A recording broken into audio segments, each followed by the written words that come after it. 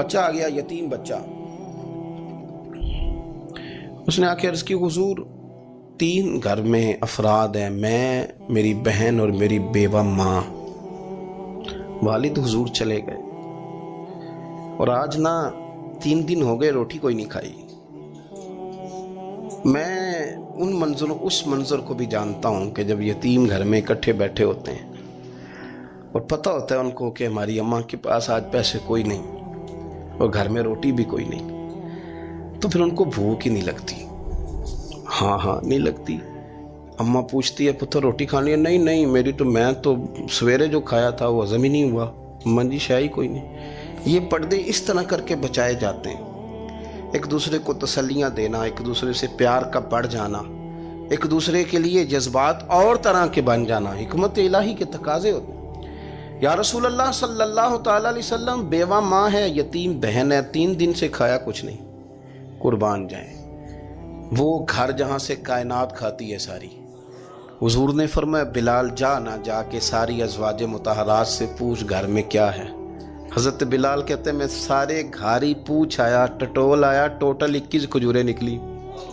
یہ 2 جہاں کے شاہ ہیں اور پاس کچھ رکھتے نہیں، 2 جہاں کی نعمتیں ہیں، ان کے خالی ہاتھ میں حضور کے سارے گھر کو میں ڈھونڈ 21 کھجوریں نکلی تو لا کے میں نے پیش کر دی. تو حضور نے ڈائریکٹ اس کو نہیں دی، نبی پاک نے اپنے ہاتھ پہ رکھ لی. اور کہتے ہیں پھر حضور نے نا اپنا منہ مبارک قریب کیا کھجوروں کے. صحابہ خود فرماتے ہیں کہ یہ جو حضور نے منہ مبارک قریب کیا ہے نا تو نبی پاک برکت کی دعا کر رہے تھے. 21 کھجوروں پہ برکت کی دعا ہوئی. حضور نے اس بچے کو بلایا، تھپکی دی، فرمایا لے جا 7 تیری بہن کی. انہیں معمولی نہ سمجھنا ہو تو حضرت بلال کہتے ہیں حضور 3 بھی دے دینا کبھی تو 30 سال ختم ہی نہیں ہوتی. 30 سال گزر جاتے ہیں، نکالتے رہو، کھاتے رہو، ختم ہی نہیں ہوتی.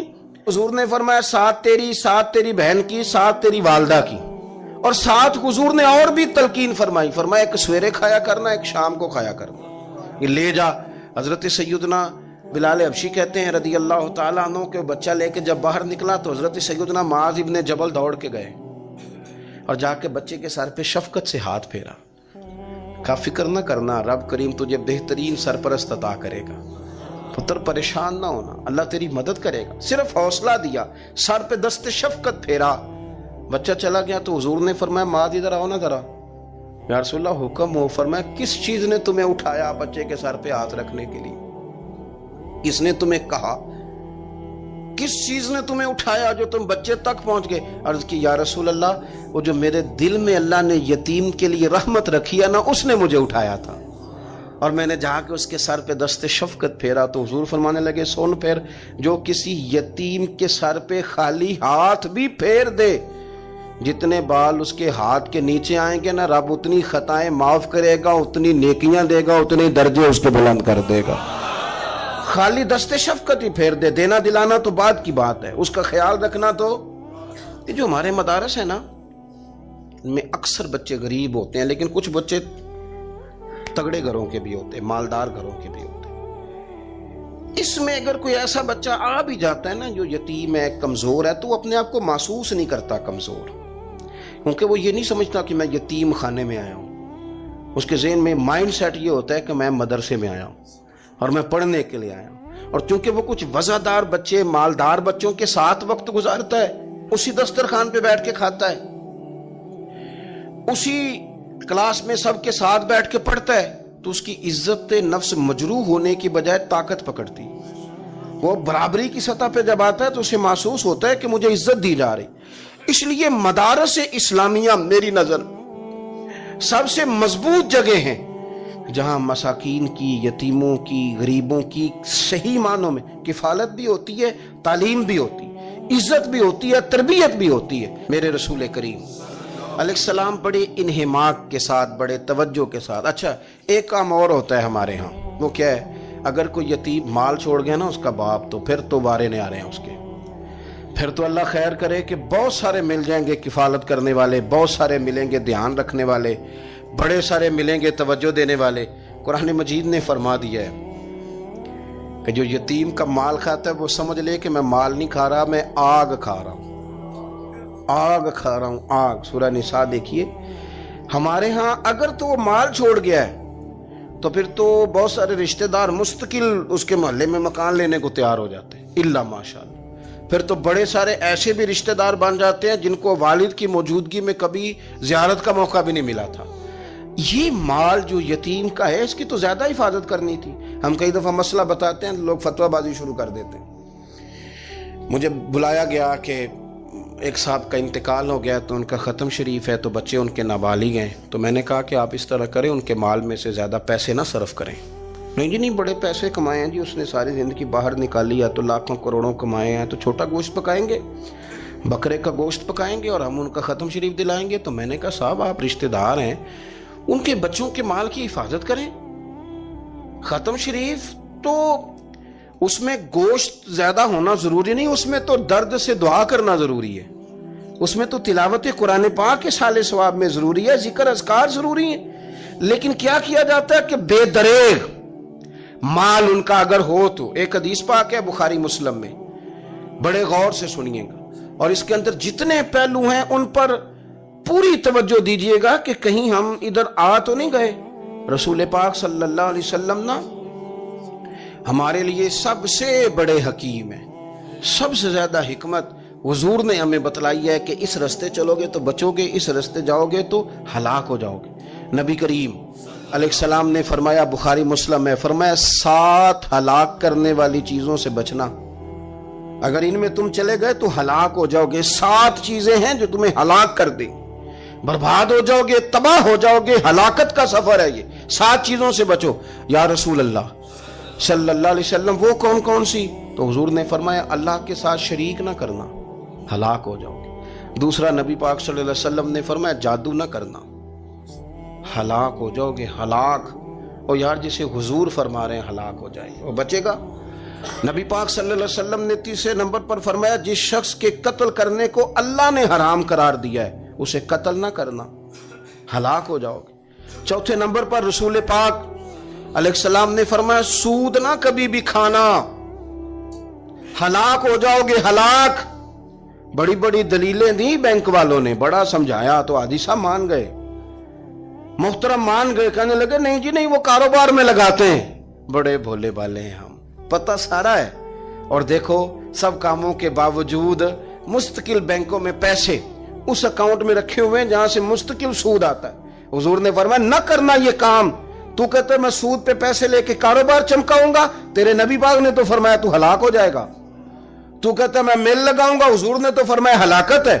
تو کہتا ہے میں بڑا کچھ کر جاؤں گا تو ہلاکت ہے۔ اچھی طرح سمجھ لیں، اصل مال بھی ضائع ہو جاتا ہے اس بندے کا جو سود کا مال ملا لیتا ہے، اصل برکت بھی اڑ جاتی۔ اور میرے نبی پاک صلی اللہ علیہ وسلم نے 5ویں نمبر پہ فرمایا یتیم کا مال نہ کھانا، ہلاک ہو جاؤ گے، نہ کھانا ان کا مال، یہ کروڑوں ہو، اربوں ہو یا 10 روپے ہو، یتیم کا پیسہ نہ کھا جانا، ہلاک ہو جاؤ گے، ہلاکت تمہیں آ لے گی۔ اور پھر 6 نمبر پر نبی پاک علیہ السلام نے فرمایا کفر سے جہاد ہو رہا ہو تو کبھی پیٹ پھیر کے بھاگنا نہ، ہلاک ہو جاؤ گے۔ اور 7ویں نمبر پر اللہ کے رسول نے فرمایا بے قصور اور بے گناہ عورت پر تہمت نہ لگانا، بلا وجہ بہو کے کھاتے نہ کچھ ڈال دینا، بلا وجہ بھابی اور بیوی اور کسی بھی خاتون پر کوئی الزام بے قصور عورت پر بہتان نہ لگانا۔ مار مار کے ایک شخص نے بحال کر دیا بیوی کو اور بعد میں پتا چلا کہ جی مجھے شک ہے تویز کراتی ہے۔ کیا آپ کی سوچ ہے؟ مسلمان اللہ کو ماننے والا اور اس باتوں پر الزام لگائے گا تویز کرا کے لاتی؟ بے قصور عورت پر بہتان، یہ ایک تو بات ہے اسے مارنا، اور ایک یہ ہے کہ کوئی تکلیف دینا، اور ایک خالی اتنی بات کی کہ بہتان بھی نہ لگانا، اس پر الزام نہ لگانا، یعنی تم نے صرف بے قصور عورت پر الزام ہی لگایا تو حضور فرماتے ہیں ہلاک ہو جاؤ گے۔ یہ ہلاکت والا کام ہے، لیکن ہم بغیر سوچے سمجھے کہہ دیتے ہیں اس نے کہا ہے، اس نے کیا ہے، یہ کرتی ہے، یہ کام نہیں کریں۔ یہ 7 وہ چیزیں ہیں جو ہلاک کر دیں گی۔ نبی پاک صلی اللہ تعالیٰ علیہ وآلہ وسلم فرماتے ہیں میں نا جنت کا دروازہ کھولوں گا تو ایک عورت کو نا میں سبقت لے جاتے ہوئے دیکھوں گا، یعنی وہ جلدی سے جنت میں داخل ہو رہی۔ یا بعض شارحین کہتے ہیں کہ حضور داخل ہوتے ہی سب سے پہلے اس کا چہرہ دیکھیں گے، حضور فرمائیں گے تو پہلے ہی آ گئی، बीबी जन्नत में। हुजूर ने दरवाजा खोला तो जल्दी से नजर आई, तू पहले आ गई। सब ने लिखा है कि इस औरत की शान ये है कि सबसे पहले जन्नत में गई। मैंने हदीस पढ़ी तो मैंने नीचे हाशिए में लिखा, मैंने कहा मेरा ख्याल ये है कि इसकी ज्यादा शान ये है कि जन्नत में इसकी सबसे पहली मुलाकात मदीने वाले महबूब से हो गई। ये देखो कितनी बड़ी शान। हुजूर फरमाने लगे तू कैसे पहले आ गई, कौन है तू? तो वो कहने लगी हुजूर मैं बेवा हूं, मेरे बच्चे यतीम थे, मैंने उनकी खातर ना बैठी रही, मैंने निकाह नहीं किया, मैंने उन यतीमों की परवरिश की, बेवा बन के जिंदगी गुजार दी, उन यतीमों के लिए बैठी रही। इसको जायज है, ये कर सकती थी, लेकिन इसने सोचा कि मैं इनकी निगहबानी यतीमों के लिए बैठी रही। आज शान ये है कि मदीने वाले के लिए जब दरवाजा खुला है तो इस बीबी को भी रब करीम ने फौरन ही जन्नत अता फरमा दी। ये सबसे पहले गई। मैंने देखी हैं ऐसी औरतें 23 साल में बेवा हुई पर उम्र बच्चों के नाम कर दी। उसे पता था कि कल को जब ये बड़े होंगे तो ये अपने कमरे का दरवाजा बंद कर लेंगे, ये नहीं पूछेंगे कि अम्मा सोई है कि जाग रही है। इनका आना जाना अलग से हो जाएगा, इनके ताल्लुकात अपने हो जाएंगे। पर ये बैठी रही, ये बैठी रही। इसने बच्चों को वक्त दिया तो बच्चे तो क्या इसको सिला देते थे, रब ने ये सिला दिया है कि सबसे पहले इसे जन्नत में दाखिला अता फरमाया। अबू दाऊद शरीफ में मुस्नद इमाम अहमद बिन हंबल में हदीस है, नबी पाक सल्लल्लाहु अलैहि वसल्लम के चचा ज़ात थे हज़रत जाफ़र तैयार, मौला अली शेर खुदा के भाई थे, जंग मौता में शहीद हो गए। वहाँ से कोई खबर लेके नहीं आया, लेकिन रब खबरें देता है ना अपने हबीब को। अल्लाह गैब के ख़जानों की कुंजियाँ देता है अपने महबूब को। नबी करीम सल्लल्लाहु ताला अलैहि वसल्लम ना उनके घर गए, उनकी ज़ौजा का नाम अस्मा बिनते उमैस था। हुजूर ने फरमाया अस्मा मेरे भतीजों को मेरे पास लाओ, मोहम्मद बिन जाफ़र और अब्दुल्ला बिन जाफ़र रदी अल्लाह ताला अन्हु। बच्चे करीब आए, हुजूर को पता है इनके वालिद शहीद हो गए। नबी पाक ने अपनी नाक मुबारक उनके रुखसारों पे रखे, फिर हुजूर ने उनका माथा चूमा, फिर नबी पाक सल्लल्लाहु अलैहि वसल्लम ने सीने से लगाया, फरमाया हजाम को बुलाओ ना ज़रा, इनके बाल तराशे कितनी बड़े हो गए, हजामत होने वाली। हुजूर प्यार कर रहे थे, आंखों में आंसू थे, तो जनाब अस्मा करीब आई, कहने लगे हुजूर मेरे शौहर की कोई खबर आ गई है? तो नबी पाक सल्लल्लाहु ताला अलैहि वसल्लम ने गर्दन मुबारक उठाई तो आंखों में आंसू थे। फरमाया रब ने मेरे भाई को शहादत का दर्जा अता किया है। फरमाया कोई आहो बका ना करना मेरे भाई पर, अल्लाह ने उसे शहादत का दर्जा दिया है। हज़रत जाफ़र तैयार के घर वालों के लिए हुजूर ने सहाबा को हुक्म दिया कि ये गम में हैं, इनके लिए खाने पका के लाओ। फिर नबी पाक उन बच्चों से प्यार करने लगे, फरमाने लगे ये जो है ना मोहम्मद बिन जाफ़र ये अपने दादा जनाब अबू तालब से मिलता जुलता है, और ये जो अब्दुल्ला बिन जाफ़र है ये तो सारा मेरे साथ मिलता जुलता है। नबी पाक सल्लल्लाहु अलैहि वसल्लम प्यार करते, बातें करते। हज़रत अस्मा रोने लगी। ये अबू दाऊद शरीफ में मुस्नद इमाम अहमद बिन हंबल में चमकते जुमले। अर्ज़ करने लगी हुजूर मेरे बच्चों का क्या बनेगा, कौन किफालत करेगा? कुर्बान जाएं रसूल पाक सल्लल्लाहु अलैहि वसल्लम के क्या जुमले, यतीमों के लिए हुजूर का नवाजने का क्या अंदाज है। फरमाया आसमा तू फिक्र न कर, अना वलीयुहुम फिद दुनिया वल आखिरा। फरमाया मैं दुनिया में भी इनका वारिस बनूंगा, कयामत के दिन भी इनका वारिस बनूंगा। तू सिर्फ दुनिया की बात करती है कि निजाम मईशत का कैसे चलेगा, और मेरा वादा यह है कि दुनिया में भी इनकी सरपरस्ती करूंगा, आखिरत में भी सरपरस्ती करूंगा, आखिरत में भी मैं इनका ख्याल रखूंगा।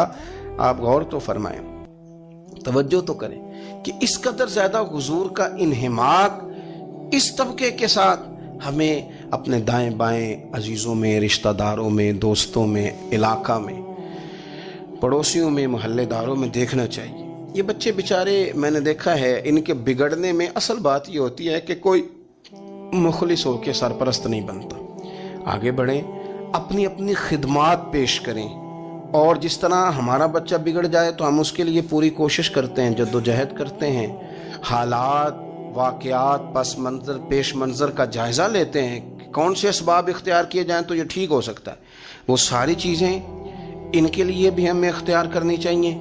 और ये बच्चे अगर एहसास ज़िम्मेदारी पकड़ जाएं, जो वारिस से महरूम हो जाते हैं, ये अगर एहसास ज़िम्मेदारी पकड़ जाएं तो फिर ये कौमों की क़यादत करते हैं। پھر یہ بہت بڑے جانباز ثابت ہوتے ہیں، پھر یہ اپنے گھر گھرانے کا نہیں، یہ ملتوں کے، قوموں کے لیے مشعل راہ بنتے ہیں۔ لیکن شرط یہ ہے کہ ہم ان کے لیے اپنے دلوں کو کشادہ کریں، سینوں کو وسیع کریں۔ غریبوں کا بھی دل نہیں کرتا غریبوں سے دوستی کرنے کو، وہ بھی کسی تگڑے بندے سے۔ غریب 3-4 غریب مل کے ایک غریب کی مدد کرنی شروع کرے نا تھوڑی تھوڑی، تو ہمیں وزیروں، مشیروں، ایم پی، ایم این اے کی ضرورت ہی نہ رہے۔ امام حسین گزر رہے تھے، امام زین العابدین فرماتے ہیں کچھ لوگ زمین پہ بیٹھ کے روٹی کھا رہے تھے، تو انہوں نے امام صاحب سے کہا حضور آ جائیں، تو امام صاحب گھوڑے سے اترے، زمین پہ بیٹھ گئے، اور جب ان کے ساتھ روٹی کھائی تھوڑی سی، امام علی مقام اٹھنے لگے تو کہنے لگے حضور اور کھائیں، فرمانے لگے قسم بخدا ابھی کھا کے آیا تھا، اور کبھی روٹی کھا کے میں نے فوری طور پہ دوبارہ نہیں کھایا، بیٹھ اس لیے گیا ہوں کہ تمہارا دل نہ ٹوٹ جائے، دل بدستاور کے حج اکبر است۔ عزیز دوستو، غریب پروری، بہادری، اور سب سے بڑی بات یہ کہ قناعت پسندی، تھوڑے پہ گزارا۔ یہ جو ہم روز دکھ سناتے ہیں نا اپنے بیٹوں کے، بیٹیوں کے، پریشانیاں، آزمائیاں ہم نے طاری کر لی ہیں۔ میں اکثر کہتا ہوں کسی کی بیٹی اتنا کام نہیں کرتی اس کے ہاتھوں پہ چھالے پڑ جائیں، لیکن حضور کی بیٹی کرتی ہے، محبوب کی شہزادی یہ کام کرتی ہے کہ ہاتھوں پہ چھالے پڑ جائیں۔ نبی پاک صلی اللہ تعالیٰ علیہ وسلم کی شہزادی یہ کام کرتی تھی، ڈیوٹی کرتی تھی ذمہ داری سے۔ اور کنز المال میں وہ چمکتے دمکتے لفظ حدیث کے موجود ہیں کہ اونٹ کے بالوں کی بنی ہوئی چادر اوڑھ کے سیدہ فاطمہ چکی پیس رہی ہیں۔ محبوب نے دیکھا، آنکھوں میں آنسو بھی آئے، پتہ فرمایا کیا؟ فرمایا فاطمہ بیٹا دنیا میں تھوڑی سی تکلیف برداشت کر، آخرت کی ساری عزتیں اللہ تجھے ہی عطا فرمائے گا۔ اپنے گھروں کے اندر یہ خوبصورت ماحول لائیں۔ اور پھر سب سے بڑی بات یہ تھی کہ ان کا جو رشتہ تھا نا مصلی کے ساتھ۔ سبحان اللہ۔ یہ اذان کس کی ہے؟ اذان ایک کا ہی جواب دینا ضروری ہوتا ہے جی، زیادہ اذانیں ہو رہی ہیں نا تو ایک کا ہی جواب دیا جاتا ہے، آپ توجہ کریں میری بات پر۔ عزیز دوستو، نبی پاک صلی اللہ علیہ وسلم بہت بڑی تگڑی ہے۔ او جناب، وہ آج کل جو ہمارے نقیب محفل ہوتے ہیں نا، وہ تو کوئی صلی اللہ علیہ وسلم، ہمارے جو محفل کے اسٹیج سیکٹری ہوتے ہیں وہ تو کوئی 3-4 منٹ لگاتے ہیں جنت میں بھیجنے میں، پر نعت خواں تو 1.5 منٹ ہی لگاتا ہے، اندر تسی جلسہ کراؤ تو جنت واڈی۔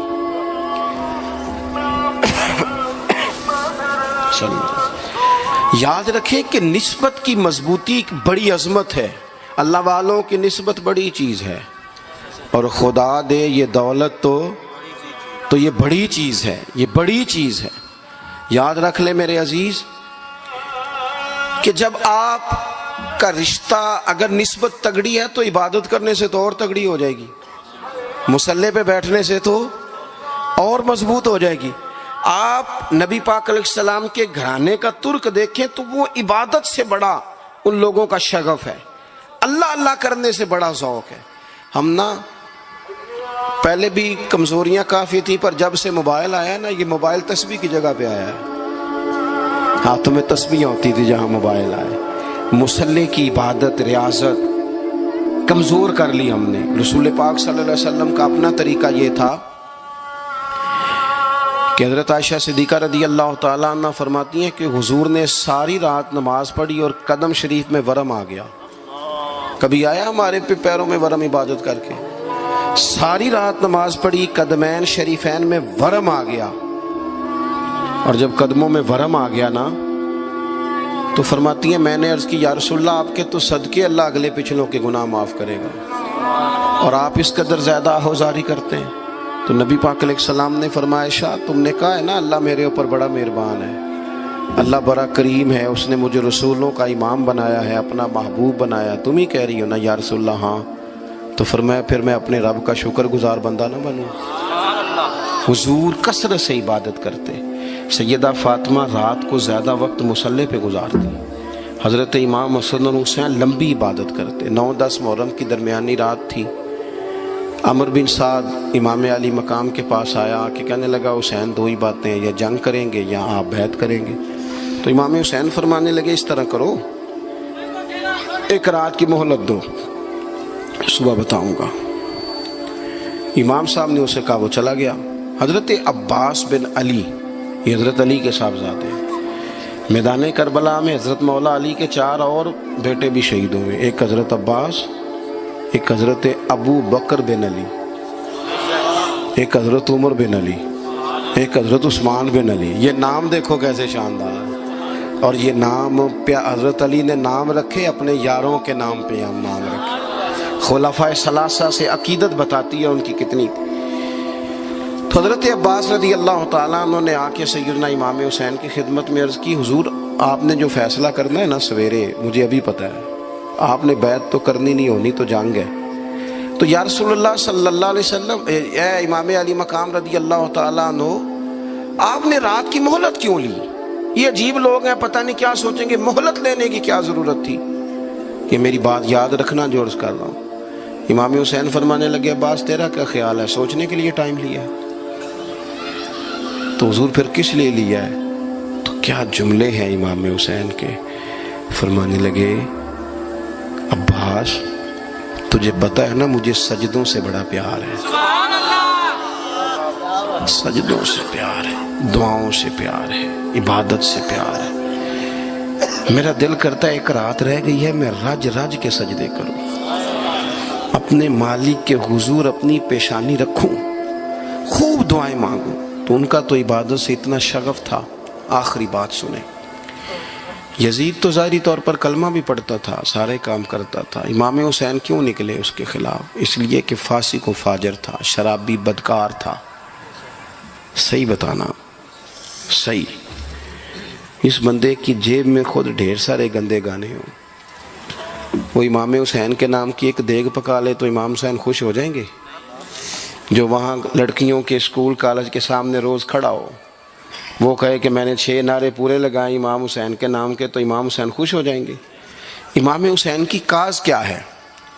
وہ کہتے ہیں کہ ایسے لوگ جو فاسق و فاجر ہوں، اعلانیہ گناہ کرنے والے، وہ کبھی بھی عنان حکومت پہ آنے نہیں چاہیے۔ اور اگر ہم سپورٹر ووٹر ان لوگوں کے ہوں، ہم انہی لوگوں کے سپورٹر ووٹر ہوں جو ظالم ہیں، فاسق و فاجر ہیں، اور ہم بات کریں امام حسین کی، ہم سے نہ رقم ہوں گے قصید یزید کے، ہم لوگ تو حسین کے سیرت نگار ہیں۔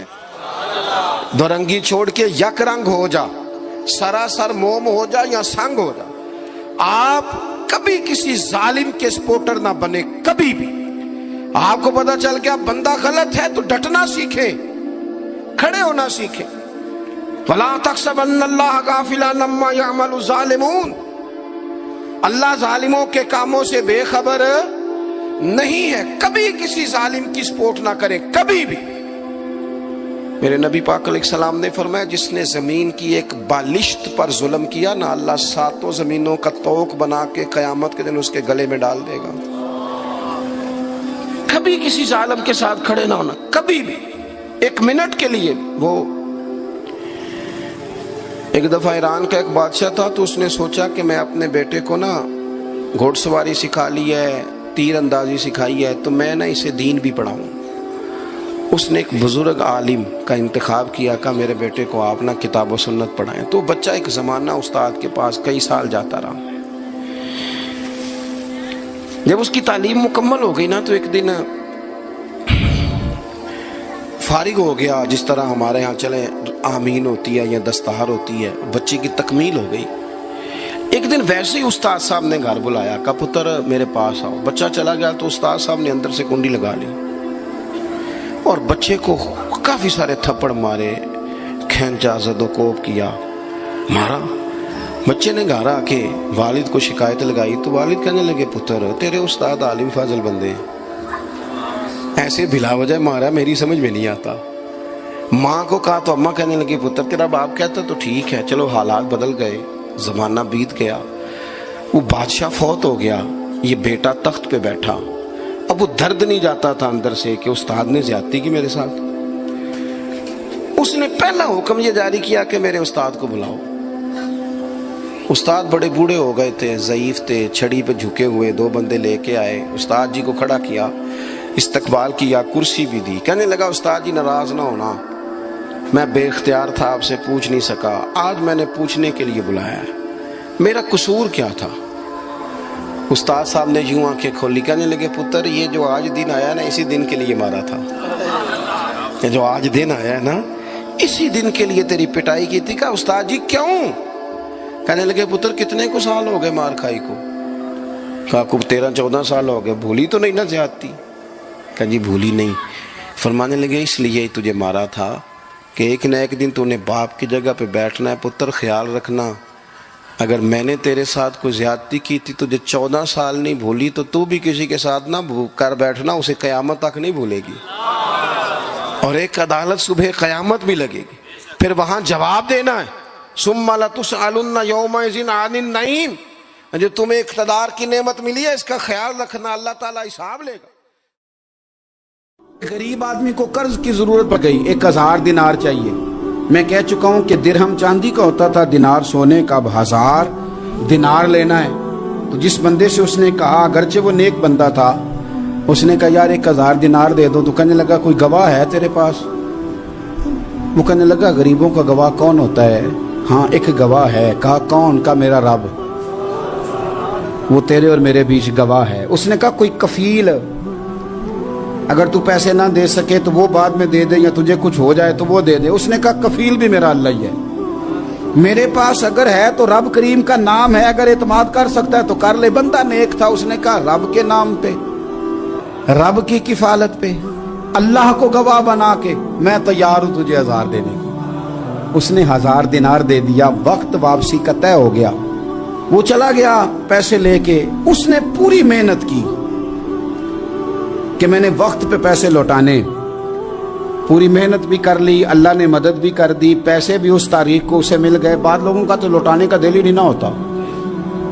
فرمایا حدیث پاک میں کہ تو لوٹانے کا ارادہ کر، رب تیری مدد بھی فرمائے گا۔ لیکن یہاں بہت سارے لوگ کہتے ہیں خیر ہے، ارادہ ہی نہیں، تو پھر جس طرح کا بندے کا گمان ہو رب بھی اسی طرح کا معاملہ فرماتا ہے۔ اس نے پیسے جمع بھی کر لیے اور واپس دینے کو تیار بھی ہو گیا، لیکن رستہ بحری جہاز کا تھا، کشتی کا تھا، دریا کے رستے واپس آنا تھا۔ اب وہ جب آ گیا دریا کے کنارے تو بڑی کوشش کی، پر وہاں اسے کوئی کشتی نہیں ملی۔ وقت پہ پیسے لوٹانے ہیں، سفر کرنا ہے، اب سواری میسر نہیں ہے۔ سوچ سوچ کے پریشان تھا کہ میں نے تو اللہ کے نام پہ لیے۔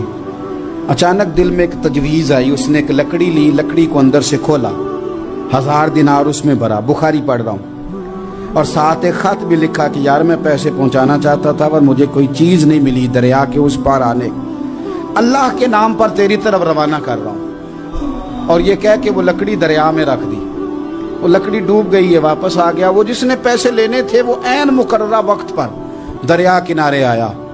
صبح سے سرے شام تک اس نے انتظار کیا، دل ڈھلنے لگا تو دل میں خیال آ گیا کہ یار نہیں، اس نے دینے ہی نہیں، جھوٹا وعدہ کر گیا، پہنچا ہی نہیں وقت پہ۔ اب جب واپس لوٹنے لگا تو اچانک دریا میں ایک لکڑی تیرتی ہوئی دکھائی دی، کہنے لگا لے جاتا ہوں، شام کو روٹیاں پکانے کے کام آئے گی، ایندھن بنا کے جلا لوں گا، ہنڈیا پک جائے گی۔ لکڑی اٹھا کے جلانے کے لیے گھر لایا، گمان تھا کہ وہ نہیں آیا وعدہ کر کے، اللہ کو کفیل اور وکیل بنا کے اور گواہ بنا کے پھر بھی نہیں آیا۔ لکڑی لے کے گھر گیا، بخاری ہے، اور جب اس کو چیرا نہ کہ میں اس کی آگ جلاؤں گا، کھولا تو اندر سے 1000 دینار بھی نکل آیا، خط بھی نکل آیا۔ اب ذرا سمجھنا، اس کے دل میں بات کس نے ڈالی کہ تو لکڑی میں پیسے ڈال دے؟ اللہ نے۔ اس بندے کو مقررہ وقت پہ کنارے بھیجا کس نے؟ لکڑی صرف اسی کے ہاتھ آئی تو یہ بندوبست کیا کس نے؟ اللہ نے۔ گھر جا کے چیری تو پیسے بحفاظت اس تک پہنچائے کس نے؟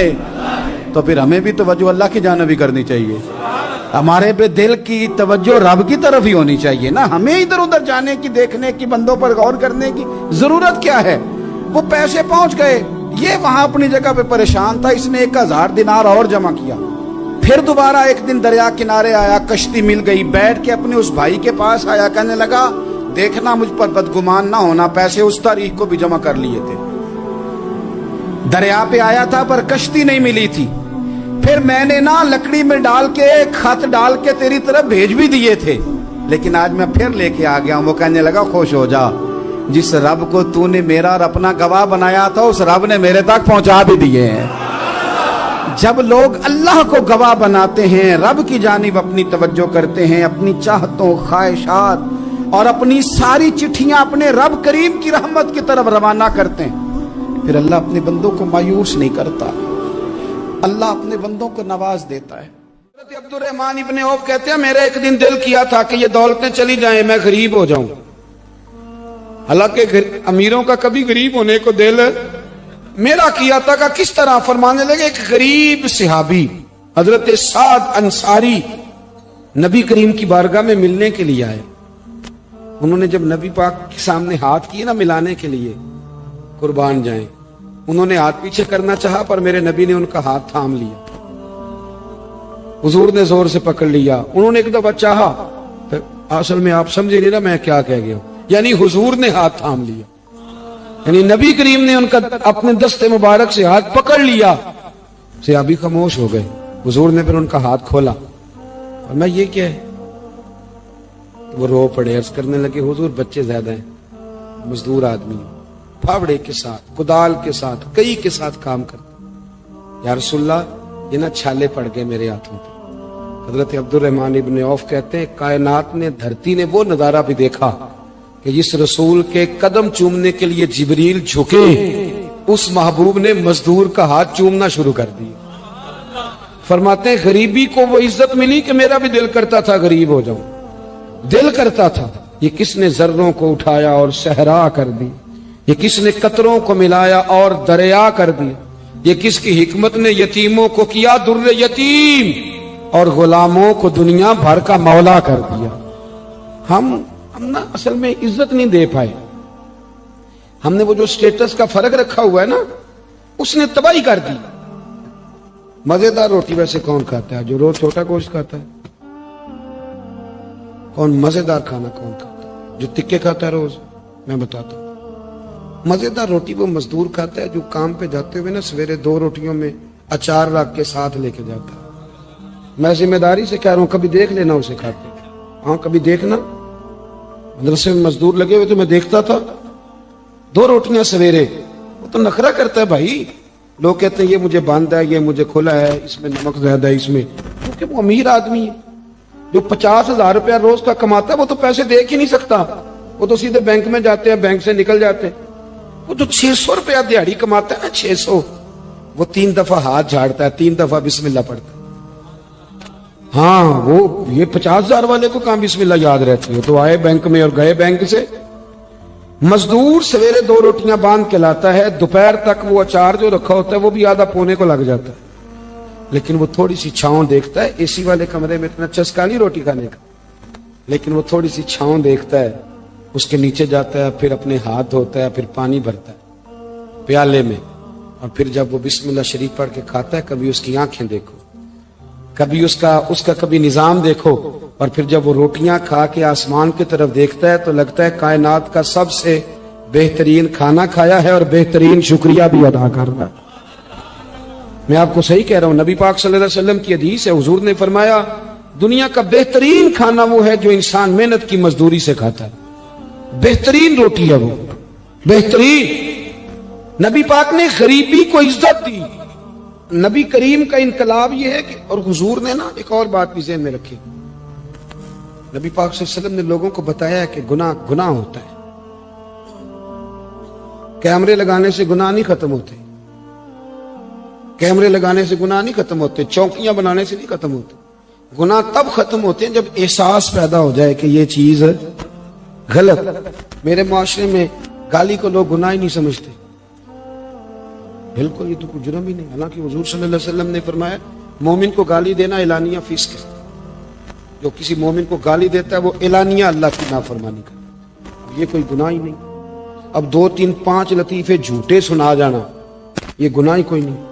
اور نبی پاک نے فرمایا مومن بزدل ہو سکتا ہے، کنجوس ہو سکتا ہے، پر میرا مومن جھوٹ نہیں بولتا۔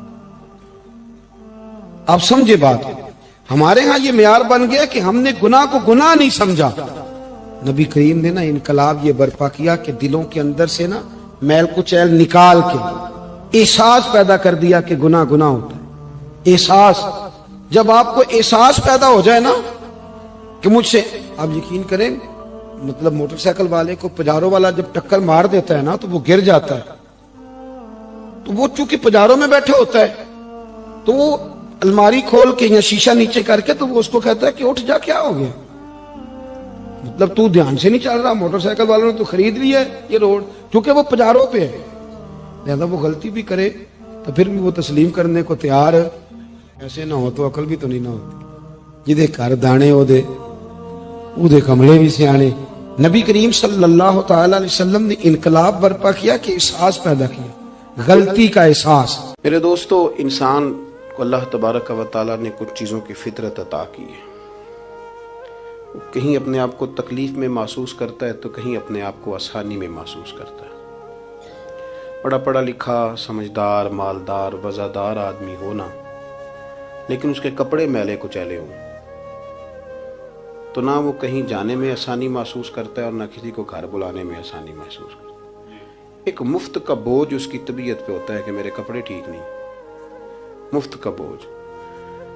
लेकिन बंदा बिल्कुल अनपढ़ हो, सादा हो, घर टूटा हुआ हो, लेकिन उसके कपड़े ठीक हों, उठना बैठना भी नहा के आया हो, इस्त्री वाले कपड़े पहने हो, तो कहीं बैठते हुए जरा हिचकिचाहट नहीं महसूस करता। आप खुद जब अपने वो कपड़े उतार लेते हैं ना, इनको मिट्टी लगी हुई थी, कहीं गर्द लग गई थी, तो खुद भी अपने आप को आसानी में महसूस करते हैं। वरना ना वो सारी महफिल में सबसे ज़्यादा तवज्जो इसी बात पे रहती है कि मेरा बटन टूटा हुआ है, और वो जीने नहीं देता कि बटन जो टूट गया है।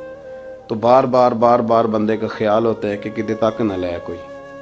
ये नफसियाती मसला है, इसको समझे। इंसान फितरत के हाथों बाज़ौक़ात मजबूर होता है। जिस तरह इंसान का ज़ाहिरी हुलिया ठीक ना हो तो पूरे सुकून में नहीं होता, इसी तरह अगर बातिन पे कोई बोझ हो ना, ये तकब्बुर वाला बंदा कभी सुकून में नहीं रहता, ये उजब वाला, खुद पसंदी वाला बंदा कभी सुकून में नहीं रहता। बीमारी लग जाती है ना मेरी तरह के कुछ लोगों को। बुजुर्गों की बात नहीं करता कि हमें स्टेज पे होना चाहिए, मैं चौधरी साहब हूँ, मैं मालदार हूँ, मैं इलाके का बड़ा हूँ, मैं दरवेश हूँ, मैं सूफी हूँ। आप यकीन करें कि उनको पीछे बैठ के महफिल सुनने का मज़ा ही नहीं आता। वो सारी महफिल में यही सोच रहे होते हैं कि कभी कोई आगे साध ले ना। ये बीमारी है, ये सुकून नहीं लेने देती। ये एक मसला है। खुद पसंदी, हसद, उजब, किबर, ये मसाइल हैं। आप जो मर्जी कर लें, ये आपको सुकून नहीं लेने देंगे। किसी बंदे का ये ज़हन बन जाए ना कि मैं जाना जाऊँ, मैं पहचाना जाऊँ, तो आप यकीन करें कि वो मिन्नतें करता है कि यार कोई मेहरबानी करो, मेरा भी जिक्र करो कहीं। शेख सादी रहमतुल्लाह अलैह फरमाया करते थे कि लकड़ी को घिन इतनी तेजी से नहीं खाती जितनी बड़े लोगों को खुशामद तेजी से खा जाता है। इनका बस नहीं चलता, वरना 2 बंदे रख लें 8-8 घंटे की ड्यूटी पे कि मेरी तारीफें किया करो, बस नहीं चलता। ये बातन के जो मैल कुचैल है ना, मेरे रसूल करीम का कमाल ये है कि हुजूर ने नजर करम से सारे ही दूर फरमा दिए। और महबूब के अपनों ने जब नबी पाक से दलील मांगी ना कि आप अल्लाह के नबी हैं, तो उसकी दलील क्या है, अपनों ने दलील मांगी। कुरैश ने, अपनों को मनवाना जरा मुश्किल होता है ना भाई, अल्लाह का कानून है, उसने चिराग के बिल्कुल नीचे अंधेरा बना दिया है, इसका कानून है, क्या किया जाए, नहीं मानते।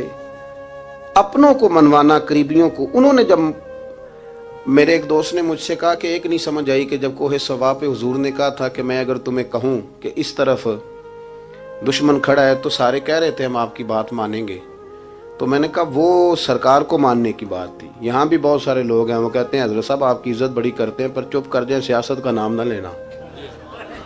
मेरी बात की समझ आ रही? आपकी इज्जत बड़ी करते हैं पर चुप कर जाए। आपने ये नहीं कहना कि सूद ना खाओ, बिल्कुल आपने ये नहीं कहना कि चौधरी साहब के बच्चे की शादी पे बैंड बाजा नहीं होना, क्योंकि हम तो इज्जत करते हैं। इज्जत करना और होता है और बात मानना, इनमें फ़र्क होता है ना जी। कुछ लोग हया करते हैं पर बात, लेकिन ज़्यादा खुशी उसी की होती है जो हया भी करे और बात भी माने। तो अपनों ने जब दलील मांगी ना कि आप अल्लाह के रसूल हैं, तो उसकी दलील क्या है, तो अल्लाह करीम ने फरमाया महबूब इनसे फरमाइए फ़क़द लबिस्तु फ़ीकुम उमरम मिन क़ब्लिही, वो बाहर से तो नहीं ना आया, मैंने तुम्हारे दरमियान उम्र का हिस्सा गुजारा है। अफला ताकिलून, क्या तुम्हें अकल नहीं?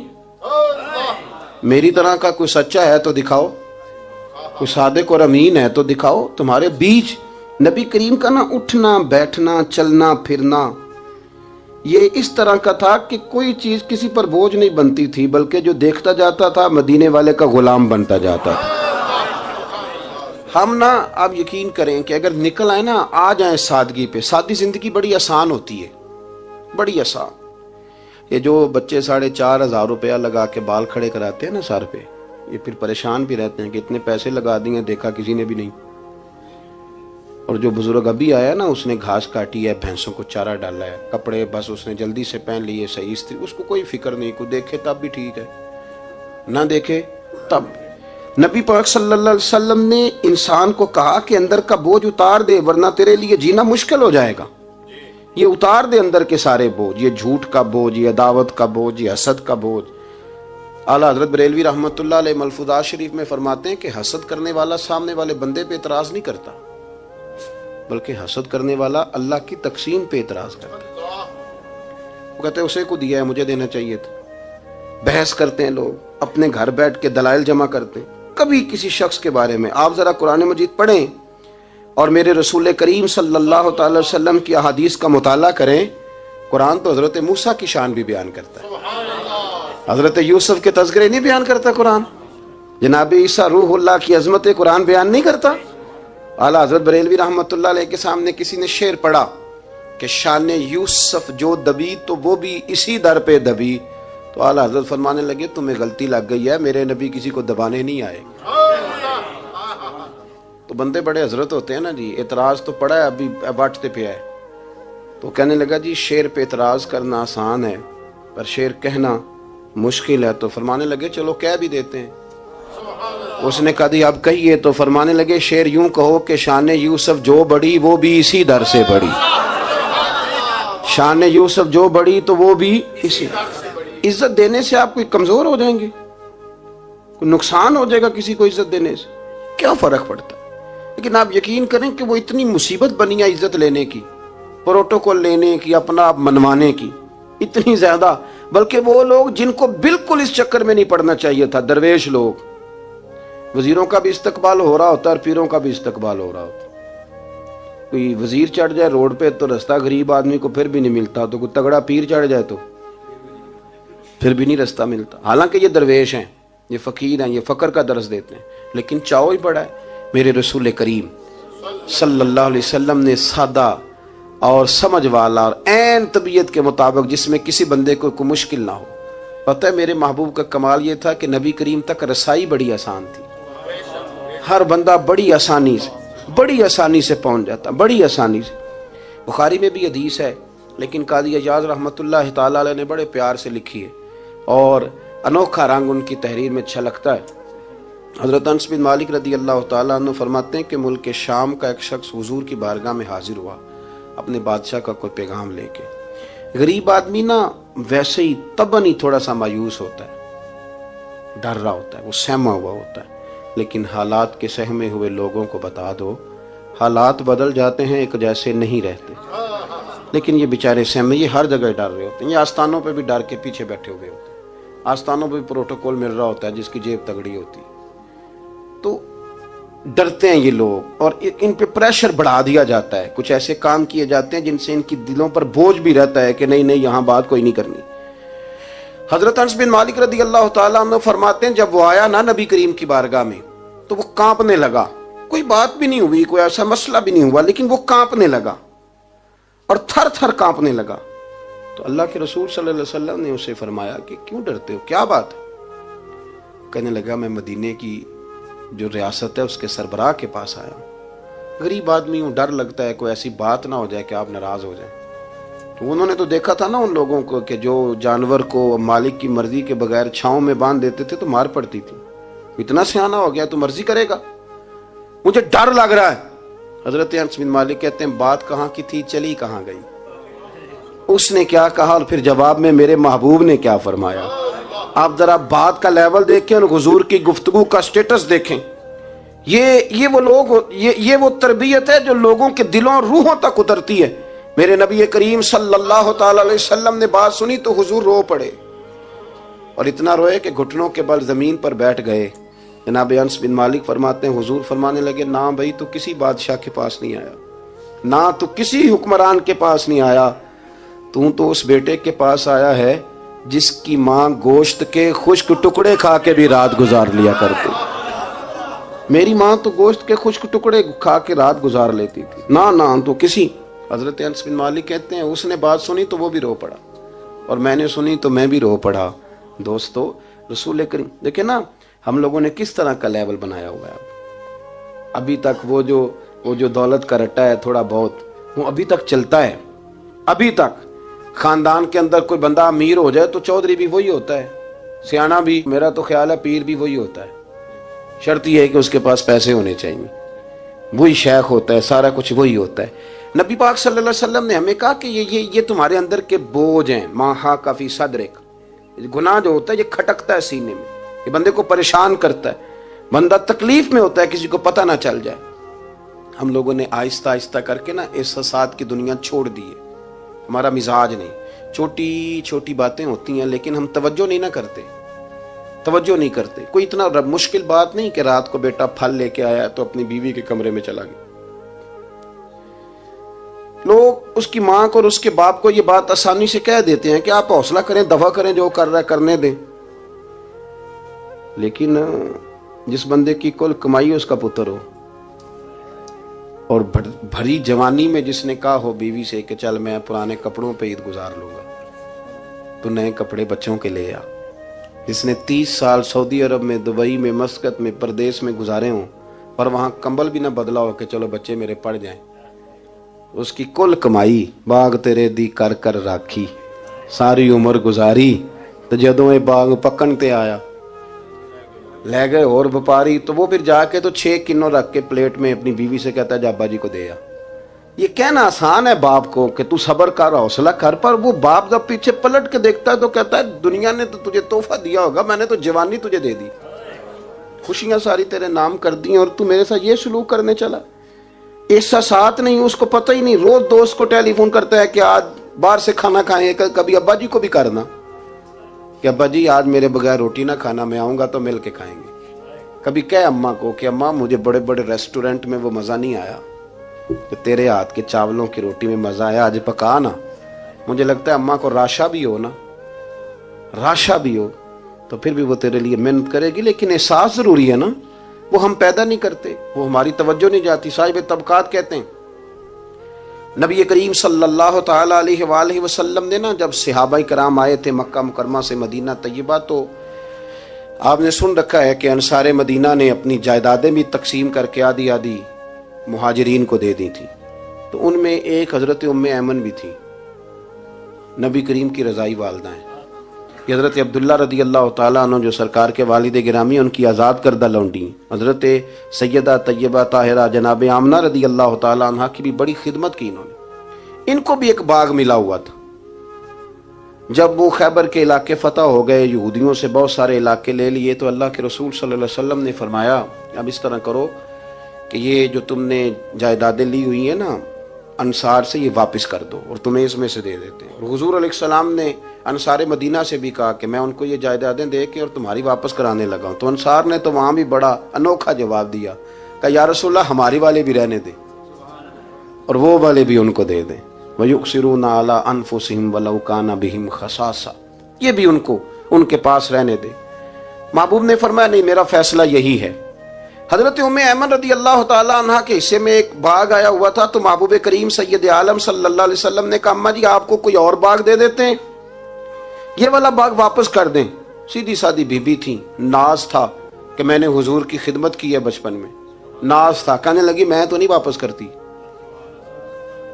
یہ ناز ہے, ورنہ حضور کو کوئی انکار کر سکتا, میں تو نہیں واپس کرتی. حضرت عائشہ صدیقہ رضی اللہ تعالیٰ عنہ فرمانے لگی اماں جی یہ آپ کیا کہہ رہی ہیں؟ حضور فرمانے لگے عائشہ آپ خاموش ہو جائیں, یہ بڑھاپا ہے, اس کے احساسات ہیں, اس کے جذبات ہیں. آپ یقین کریں کئی دفعہ بوڑھے بیچارے نا درد سے بات نہیں بتاتے کسی کو, وہ کہتے ہیں کیا کریں, کپڑا اٹھائیں تاکہ پیٹ ننگا ہو جائے, کیسے بات کریں. نبی کریم سید عالم علیہ الصلوۃ والسلام اماں جی کے قریب گئے, کہا اماں جی میرے ساتھ چلو, ایک دفعہ باغ دیکھ تو لو. حضور ساتھ لے کے گئے, ایک باغ دکھایا تو کہنے لگی نہیں میں نے نہیں لینا, یہ مجھے میرے والا ٹھیک. حضور نے پھر دوسرا دکھایا, کہنے لگی یہ بھی نہیں مجھے پسند. محبوب نے تیسرا دکھایا تو کہنے لگی یہ تو میرے والے باغ سے بھی پیارا ہے, یہ میں لے لوں گی. جب وہ مسکرائیں تو حضرت عائشہ کہتی ہے میں نے حضور کی آنکھوں میں آنسو دیکھے، فرمایا الحمدللہ اس کا دل نہ راضی ہو گیا ہے۔ یہ طریقہ ہے میرے عزیز، تھوڑے احساسات تو پیدا کریں، تھوڑے اپنے جذبات۔ کتنی خود غرضی والی زندگی ہے کہ مجھے صرف میرا ہی خیال ہے، اور جو جہاں بیٹھا ہے نا، پتہ ہے ہم پریشان زیادہ کیوں ہیں؟ میں مولوی ہوں تو میں سارا دن یہی تقریریں کرتا ہوں، لوگ مولویوں کی عزت نہیں کرتے، لوگ مولویوں کی عزت نہیں کرتے، تو میں کہتا ہوں چھوڑیں یہ رٹا، عزت مانگنے کی کیا ضرورت ہے؟ اب منت مانگ کے عزت کرانی ہے؟ چھوڑیں، کوئی ضروری ہے؟ میں اس طرح کرتا ہوں کہ میں عزت کرنی شروع کر دیتا ہوں، میں کرتا ہوں نا 15-20 علماء کی عزت، چلو ہم آپس میں شروع کر لیتے ہیں، تو خود بخود باقی بھی مسئلہ ٹھیک ہو جائے گا۔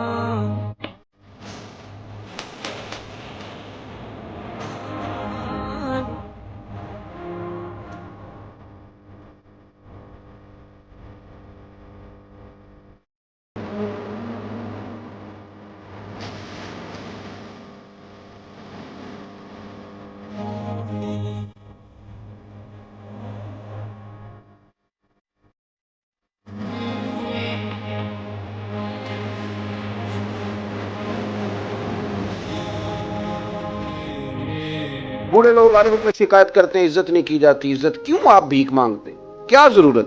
پیار دینا شروع کریں، روز بروز مطالبہ کرنا کہ میری خدمت کرو، میرے پیچھے چلو، اس سے تو دقت پیدا ہوتی، انسان تکلیف میں رہتا ہے۔ میرے رسول کریم علیہ السلام خیال رکھتے، چھوٹے چھوٹے بچوں کے جذبات کا بھی خیال کرتے، بوڑھوں کے جذبات کا بھی خیال کرتے۔ نبی کریم صلی اللہ علیہ وسلم ہر شخص کے بارے میں ایسا نظریہ رکھتے کہ جس سے قوم کو سکون ہوتا، دلوں کے اندر اطمینان پیدا ہوتا۔ حضرت عائشہ صدیقہ رضی اللہ تعالیٰ عنہ فرماتے ہیں ایک دن گھر میں تشریف فرماتے، اور طبیعت مبارک میں نا بڑی، میں دیکھ رہی تھی کہ بڑا حشاش بشاش ہے سرکار کا مزاج، بڑی خوبصورتی۔ آج غم امت میں حضور اس طرح پریشان نہیں جیسے اکثر ہوتے ہیں۔ آپ فرماتی ہیں باتیں چل رہی تھی تو بیٹھے بیٹھے حضور فرمانے لگے کہ عائشہ میں تمہیں بتاؤں تم مجھ سے راضی کب ہوتی ہو اور ناراض کب ہوتی ہو؟ کہتے میں نے عرض کی یا رسول اللہ میں اور آپ سے ناراض؟ فرمایا چل سن تو لینا، سن تو لینا، ذرا بات سننا، ذرا سن تو لے، سننا۔ عرض کی یا رسول اللہ حکم فرمائیں۔ فرمایا تم کبھی کبھی قسم اٹھاتی ہو، ذرا احساس کی شدت دیکھی، لفظوں اور جملوں کا خیال رکھنا، سامنے والے کا اسے آسانی دینا۔ نبی کریم صلی اللہ، دیکھیں نا، میں نہیں پرواہ کرتا جی، اب بیویوں کی باتیں کون سنے، میں نہیں پرواہ کرتا جی فلانا تو ان پڑھ ہے، لیکن جو ہمیں حضور نے ذوق دیا جینے کا، جو تسلی دی ہمیں زندہ رہنے کے لیے، جو ہمیں کہا کہ یہ چیز تمہیں جوان کرے گی، ٹھنڈا رکھے گی، نبی کریم صلی اللہ تعالی علیہ وآلہ وسلم فرمانے لگے عائشہ تم نا کبھی کبھی قسم اٹھاتی ہو؟ کہا یا رسول اللہ اٹھاتی ہوں۔ فرمایا جب تم تھوڑا بہت ناراض ہوتی ہو نا کہ کسی اور زوجہ کے پاس وقت زیادہ گزر گیا ہے، تو پھر تم پتہ کس طرح قسم اٹھاتی ہو؟ تم کہتی ہو مجھے ابراہیم علیہ السلام کے رب کی قسم، اور جب تم راضی ہوتی ہو تو کہتی ہو مجھے محمد مصطفیٰ کے رب کی قسم۔ اور مجھے پتہ ہے۔ جناب عائشہ کہتی ہے میں رو پڑی، میں نے کہا محبوبہ بات بالکل اسی طرح ہی ہے، لیکن قربان جاؤں یہاں تک خیال رکھتے ہیں آپ؟ حضور یہاں تک احساسات ہے، یہاں تک فرمایا مجھے پتہ ہوتا ہے کب تمہارا جذبہ کیا ہے اور کب تمہارا رنگ کیا ہے۔ دوستو یہ چیزیں جب نکل جاتی ہیں نا مزاج سے پھر آسانی ہو جاتی ہے، لیکن وہ ہمارا اپنے آپ کو پسند کرنا، اپنی طبیعت پہ ناز کرنا، اپنے آپ کو دیکھتے رہنا اور اپنی تعمیر میں اتنا غرق ہونا کہ باقی ساری خوبصورتیوں سے بھول ہی جانا، صرف نظر ہی کر لینا۔ تھوڑا تھوڑا پیار بانٹیں، اتنا اوپر کھڑے ہو کے نیچے دیکھو گے تو ہر شے چھوٹی نظر آئے گی، کبھی کبھی نیچے کھڑے ہو کے بھی اوپر دیکھیں، انشاءاللہ بڑے بڑے قد والے لوگ دنیا میں ملیں گے، بڑے بڑے قد والے۔ بہت سارے لوگ مجھے کہتے ہیں جی کامل پیر نہیں ملتا، میں کہ نہیں ملتا، پیسے بندے دی جیب ٹھیر سارے ہوں تو پھر کامل پیر کے میں ملے، اور 2 MA وہ کر جائے چاہے سیپلیوں میں ہی پاس کر جائے، پھر کامل پیر کیسے ملے؟ وہ ہو چودھری صاحب اور اس کو پیر مل جائے۔ ان 3 بندوں کو پیر ملتا، اس کے لیے تو تھوڑا نیچے اترنا پڑتا ہے نا جی۔ پہلے جو برتن بھرا ہوا ہو تو اس میں پیر صاحب کیا ڈالیں گے؟ کوئی خالی ہوگی تو شے اندر آئے گی نا۔ اپنی زندگی میں تھوڑا سا لیول. حضرت خواجہ شمس العارفین سیالوی رحمۃ اللہ علیہ، خواجہ صاحب گزر رہے تھے تو ایک بچہ نا، ہمارے دیہاتوں کے بچے جو ہوتے ہیں نا، وہ ان کا اپنا سٹائل ہوتا ہے اور وہ بڑے مست لوگ ہوتے ہیں. اصل مزہ وہی بچے اٹھاتے ہیں جو دیہاتوں کے، وہ جو زندگی گزارتے ہیں بڑی شاندار ہوتی. میں آپ کو تجربے کی روشنی میں کہہ رہا ہوں، میں نے دیہات بھی کھول کے دیکھے اور شہر بھی سارے دیکھے، اللہ ماشاء اللہ ڈھیر سارے شہر میں نے دیکھے، اور میں نے اس میں دیکھا ہے کہ زیادہ سکھی یہی بچے رہتے ہیں جو مٹی میں بھی کبھی کبھی دوڑتے ہیں، ہاں جو سن لیتے ہیں تھوڑی بہت. آپ یقین کریں کہ سارے گاؤں کے بوڑھے ہی دادا ہوتے تھے اور سارے ہی چاچے ہوتے تھے اور سارے ہی. اب تو رٹا بن گیا، اب تو مسئلہ خراب ہو گیا، عجیب سی الجھن لوگوں نے پیدا کر دی. خواجہ صاحب رحمۃ اللہ علیہ گزر رہے تھے تو ایک بچہ بیری کو روڑے مار رہا تھا. روڑے سارے جمع کر لیے اور مارتا جا رہا ہے. اور یہ بچے گاؤں کے جب یہ فائرنگ کرتے ہیں نا بیری پہ، تو یہ روڑے پہلے جمع کر لیتے ہیں تاکہ پھر بے دریغ بغیر رکنے کے اپنا کام کرتے رہیں. تو مار رہا تھا تو حضرت شمس العارفین رحمۃ اللہ تعالی علیہ آپ بھی گزرے، مریدین ساتھ تھے، تو ایک دو روڑا نا حضرت کو بھی لگ گیا. تو فرمانے لگا پتر ذرا خیال کرنا، میں بوڑھا آدمی ہوں، اس عمر میں تو زخم بھی ٹھیک نہیں ہوتے. اس نے بچے نے پلٹ کے دیکھا تو وہ تو جانتا تھا نا کہ چائے سے کیتلی زیادہ گرم ہوتی ہے، مرید ماریں گے. اس نے دوڑ لگا دی، بھاگا اور سر پٹ دوڑا. اور جب وہ تیزی کے ساتھ دوڑا نا، تیزی کے ساتھ، اللہ اکبر، تو خواجہ صاحب نے بھی مریدوں سے کہا اس کو پکڑ کے لاؤ. پکڑ کے لائے تو خواجہ صاحب فرمانے لگے دوڑتا کیوں؟ کہنے لگا جی دو حرفی بات ہے، آپ ماریں گے، آپ کے مرید ماریں گے، روڑا جو لگ گیا. کیا انداز ہے بزرگوں کا، پیار بانٹنے کا. یہ چیزیں انسان کو بڑا میٹھا رکھتی ہیں. آپ یقین کریں پروٹوکول سے نکل آئیں آپ سوکھے ہو جائیں گے، آسان زندگی. خواجہ صاحب رحمۃ اللہ تعالی علیہ فرمانے لگے ویسے تو کر کیا رہا تھا؟ کہنے لگا میں روڑے مار رہا تھا بیری کو. تو فرمایا بیری تجھے جواب میں کیا دیتی ہے؟ کہنے لگا جی وہ تو پھل دیتی ہے. تو آپ فرمانے لگے تو شمس العارفین کو بیری سے بھی کیا گزرا سمجھتا ہے؟ آپ اتر میرے سینے سے لگ، اور جو پھل میں تجھے دوں گا نا پہلے کبھی نہ کسی نے دیا ہوگا. تھوڑا لیول تو نہیں دیکھیں نا، ہمارے بچے بڑی آسانی سے کہہ دیتے ہیں میرے گاؤں کے لوگ جاہل ہیں جی سارے. تو میں کہتا ہوں جاہل کو جاہل کہہ کے جان چھڑانا تو آسان کام ہے، یہ تو آسان کام ہے، پر جاہل کو پکڑ کے عالم بنا دینا یہ مدینے والے رسول کا طریقہ ہے. وہ جہاز میں جو لوگ زیادہ ٹریول کرتے ہیں وہ اس بات کو ذرا آسانی سے سمجھیں گے کہ جو ہمارے دیہاتوں سے لوگ جاتے ہیں نا عمرہ کرنے، اکثر غریب لوگ ہوتے ہیں، کئی تو بیچارے کمیٹیاں ڈال کے جاتے ہیں. تو وہ جب چڑھتے ہیں نا جہاز پہ تو بچہ پڑھا لکھا بیٹھا ہو تو بابا جی کو نہیں پتا ہوتا، تو وہ سیٹ نمبر کیسے دیکھنا ہے، تو بیٹھ جاتے ہیں جہاں جگہ ملے، سمجھتے ہیں بس ہی ہیں. تو بچے تنقید کر رہے ہیں جی ساڈے پنڈ دے بندے نہیں سیانے ہو سکتے، دیکھو انہوں نے بس ہی سمجھا ہوا ہے، اور ہنستے ہیں، پھبتیاں کستے ہیں، مذاق اڑاتے ہیں. تو میں کہتا ہوں یار تو اگر پڑھا لکھا ہوتا نا تو تم دروازے پہ جا کے بابا جی کا ہاتھ تھامتا، پھر تو سیٹ نمبر دے کے انہیں بٹھاتا، ہاتھوں تے سیٹ بیلٹ باندھتا، پھر پانی کی بوتل دیتا اور پھر کہتا حضور بزرگوں میں فلانی جگہ بیٹھا ہوں، میری ضرورت پڑی تو دوبارہ بھی آواز دے لینا. پڑھے نا بخاری مسلم. حضرت انس بن مالک رضی اللہ تعالیٰ عنہ فرماتے نجرانی چادر حضور نے اوڑی ہوئی تھی اور نبی کریم صلی اللہ علیہ وسلم جا رہے ہیں، جناب فاروق اعظم بھی ساتھ ہیں. تو کہتے ہیں پیچھے سے ایک شخص نے نا حضور کی وہ چادر، اس میں سرخ دھارے دار تارے تھی، تو پکڑ کے نا اس نے چادر حضور کی کھینچی، تو وہ جو چادر تھی وہ حضور کے گلے میں پھر گئی. فرماتے میں وہ تکلیف محسوس کر رہا تھا تو وہ کھینچ کے نا چادر، تو کہنے لگا میں کچھ مانگنے آیا ہوں. تو دروازہ زور سے کھٹکھٹائے اسے بھیگ دیتے ہو، کہتے دوڑ جا دروازہ توڑے گا. لیکن حدیث کے لفظ ہیں فَالْتَفَتَ إِلَيْهِ فَضَحِكَ. حضرت انس بن مالک کہتے ہیں جب مصطفیٰ کریم نے اس کی طرف دیکھا تو حضور نے مسکرانا شروع کر دیا. یہاں مسکرانا کمال ہے. اعلیٰ حضرت بریلوی کہتے ہیں جس کے گچھے سے لچھے جڑے نور کے ان ستاروں کی نزہت پہ لاکھوں سلام، اور جس کی تسکی سے روتے ہوئے ہنس پڑے اس تبسم کی عادت پہ لاکھوں سلام. حضور نے توجہ کی تو مسکرائے. فرمایا کیا لینے آئے ہو؟ کہنے لگا بھکاری ہوں، کچھ لینے آیا ہوں. چادریں کھینچ کے مانگ رہا ہے. تو نبی کریم علیہ السلام نے دیا کتنا؟ میرے کریم سے گر قطرہ کسی نے مانگا دریا بہا دیے ہیں، در بے بہا دیے ہیں. نبی کریم نے فرمایا یہ دو پہاڑیوں کے درمیان جتنی بکریاں کھڑی ہیں ساری اسے دے دو. دو پہاڑیوں کے درمیان جتنی بکریاں کھڑی ہیں ساری اسے. وہ آیا تھا تو اسے ادب آداب بھی نہیں آتے تھے, مانگنے کا طریقہ بھی نہیں آتا تھا, لیکن گاؤں گیا تو جا کے دین کا مبلغ بن گیا. کیا تبلیغ کرتا ہے؟ کہتا ہو لوگوں غربتوں سے پریشان لوگوں آؤ میرے ساتھ, میں تمہیں مدینے لے چلوں. میرے رسول اتنا دیتے ہیں کہ غربت کا ڈر بھی نکل جاتا ہے. جب طبیعت کے اندر انسان کے ایک مزاج بن جائے نا, آپ یقین کریں یہ بڑے ٹھنڈے لوگ, مست لوگ, پرواہ کوئی نہیں. ورنہ بہت سارے ایسے لوگ ہیں بیچارے زندگی میں جو دوسروں کو سیدھا کرتے کرتے نا خود بڑے ٹیڑے ہو گئے, حالات خراب ہو گئے. امام احمد بن حنبل وہ روایت لائے ہیں, جب ایک شخص نے آ کے حضرت عمر سے کہا تھا میں تقریر کرنا چاہتا ہوں, تو فرمایا تو نہ کرنا. اس نے کہا حضور میں پڑھا لکھا ہوں, کیوں نہ کروں؟ فرمایا جب تو ممبر پہ بیٹھ کے واز کرے گا تو بہت سارے لوگوں کو گنہگار بھی تو سمجھے گا نا, تو تیرا اپنا کیا بنے گا یہ بھی تو بتا نا, کہ پھر تیرے اندر کے لیول کا کیا بنے گا. اپنے آپ کو نا ان قباحتوں سے, اگر آپ کے کپڑے ٹھیک نہیں, آپ سکون میں نہیں ہیں, تو آپ کے اندر میل ہو تکبر کی, حسد کی, غیبت کی, چغلی کی, اور سب سے بڑی بدگمانی کی, برا سوچنے کی, پھر آپ کہیں کہ میں سکون سے. آپ یقین کریں ہمارا کوئی مخلص دوست اس لیے نہیں ہوتا کہ ہم کسی کو مخلص سمجھتے ہی نہیں. ہمارے زمانے میں سچا اس لیے کوئی نہیں کہ ہم کسی کو سچا سمجھتے نہیں. ہمیں بزرگ اس لیے نہیں ملتے کہ ہم کسی کو بزرگ, ناراض نہ ہونا, میری بات پہ غور کرنا. ہمارے ہاں اس لیے کوئی ہمارا ہمدرد نہیں کہ ہم کسی کو ہمدرد, ہمارے بندے کو تو دکاندار کہہ رہے ہیں, ہر بندے کو تو جھوٹا کہہ رہے ہیں, ہر بندے کو تو دھوکے باز کہہ رہے ہیں, ہر شخص تو ہماری نظر میں جاہل ہے, ہر عالم تو معاذ اللہ ہماری نظر میں بے عمل ہے.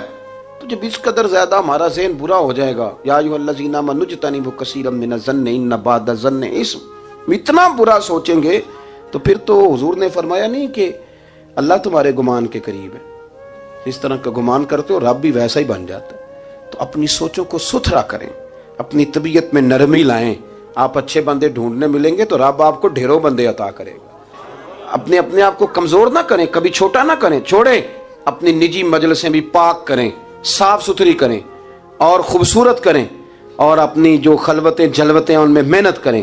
اپنے سے دوسروں کو افضل جاننا سیکھیں, لوگوں کا اکرام کرنا سیکھیں, آداب سیکھیں, اور لوگوں کے بارے میں اچھی گفتگو کرنی سیکھیں. آپ یقین کریں یہ کام آپ کسی کے لیے کر کے دیکھیں, اللہ آپ کو سکون عطا کرے گا. اعلیٰ حضرت بریلوی رحمۃ اللہ علیہ سے کسی نے کہا تھا حضرت جی میرا دل بڑا بے سکون رہتا ہے تو کوئی وظیفہ دیں, تو اس کا خیال تھا کچھ پڑھنے کو بتائیں گے. تو فاضل بریلوی رحمۃ اللہ علیہ فرمانے لگے اس طرح کر, کسی بندے کے ساتھ نیکی کر, پر اسے پتہ نہ ہو میرے ساتھ کون کر رہا ہے, اسے خبر ہے. فرمایا اس طرح کی نیکی کر, پھر رب تیرے دل کو قرار عطا کرے گا. وہ جو دکھا کے مسجد میں پیسے دیے جاتے ہیں وہ نام تو ہو جاتا ہے پر سکون لے جاتا ہے وہ, لیکن جو چھپا کے نیکی ہوتی ہے وہ ذرا مزہ کر جاتی ہے. اٹھ فریدا ستیا, چاڑو دے مسیت, تو ستیں تے رب جاگدا, تیری ڈاڈے نال پرید. اٹھ فریدا ستیا تے خلقت ویکھن جا, متے کوئی مل جائی بخشیا تے تو بھی بخشیا جا.